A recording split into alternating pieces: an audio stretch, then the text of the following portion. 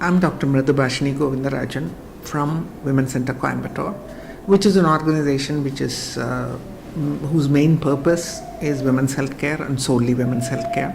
And this has been functioning for the last 6 years or so. The current topic that I would like to address is one on postpartum depression. It might be catching a lot of people's imagination and they might think it's a newer disease that's happening in women. Let me tell you, there is nothing new about it. It is something that's been there forever. And it's basically the stresses of a childbirth and the stresses of a new motherhood, which is not being handled very well by the woman that's concerned.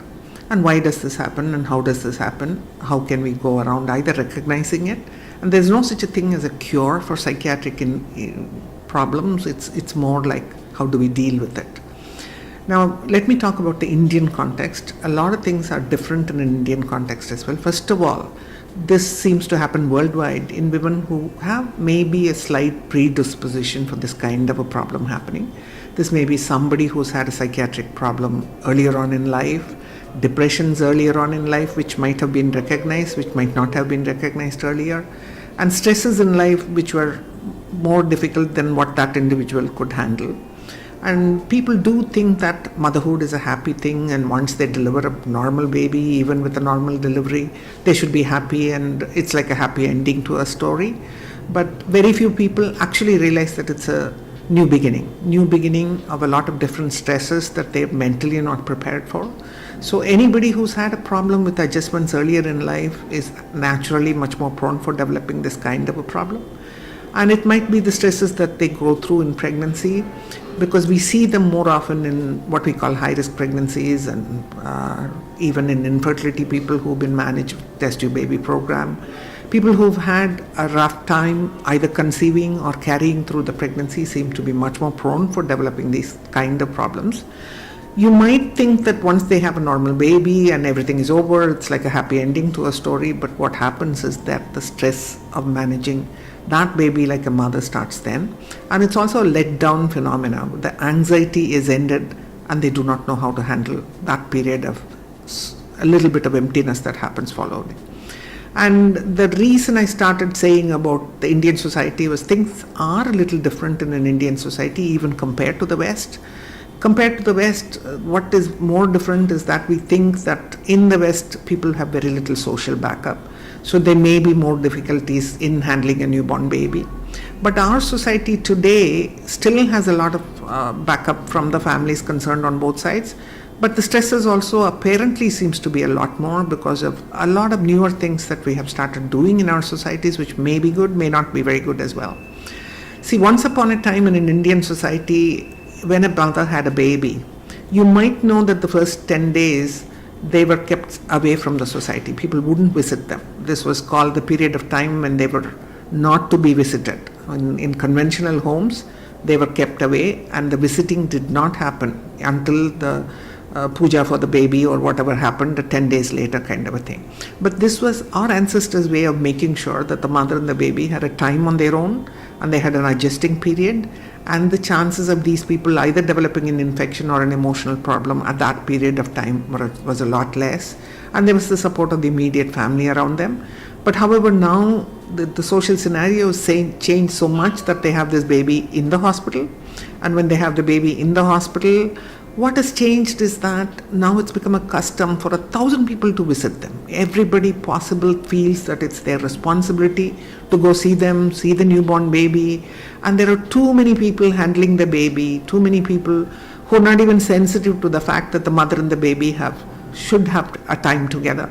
And this time, that is a very precious time for the immediate family, that is the mother, father and the baby, to adjust to each other, is not given to them. So they are so overwhelmed by everything that is happening around them that this period is taken away. This very, very important family time where they make the adjustment is taken away from them. And the entire day they are subjected to the stresses of people visiting. Not enough even privacy or time is given to the mother and the baby for doing the bonding. The so-called bonding between the baby and the mother and even the father is supposed to happen in the first 2 or 3 days of life. This is taken away from them, and this is more of a reason where they are actually expected to please so many people who are walking in, happy or otherwise, but not paying enough attention to the baby. This is making their stresses more. And mentally also, they're not being trained to handle a newborn baby. There is no effort often which is made to know what the stresses of handling a newborn baby is, how to feed the baby, the lactational time, lactational counseling. All of this doesn't get done in the majority of cases prior to delivery. So we make it a point of making sure that these women go through prenatal classes as well as lactation counseling prior to the time that they have the baby. And I think it should be done before the delivery rather than after the delivery, where the mother is mentally prepared to handle all of the stresses that happen with handling a newborn baby.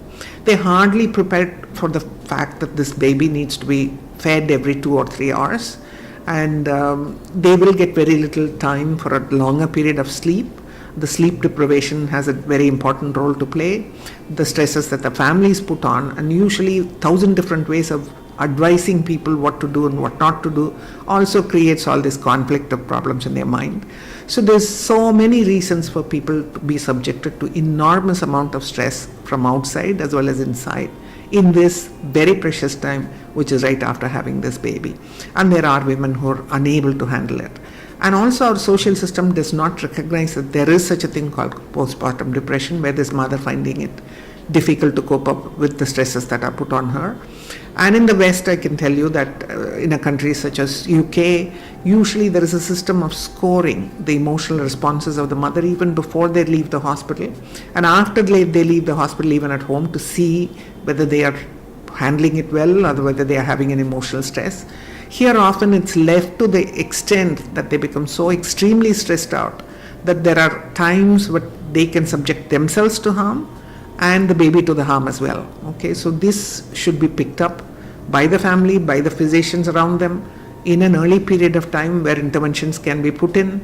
They can be given periods of rest in between, and all of these problems need not go to the extreme extents that sometimes they go.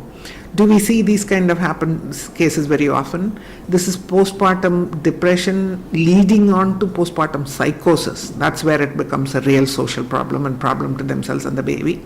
And yes, it does happen occasionally, and but it is something that we can handle with care, starting from the prenatal period to the delivery and beyond. So I think being aware of it is part of the way of dealing with this whole thing. I hope more and more mothers become aware of it, become ready for motherhood earlier. I know Covey Post is doing a fantastic work in the social media as well as in their print version, and I wish them all the best because they are covering the local scenario in Coimbatore very well.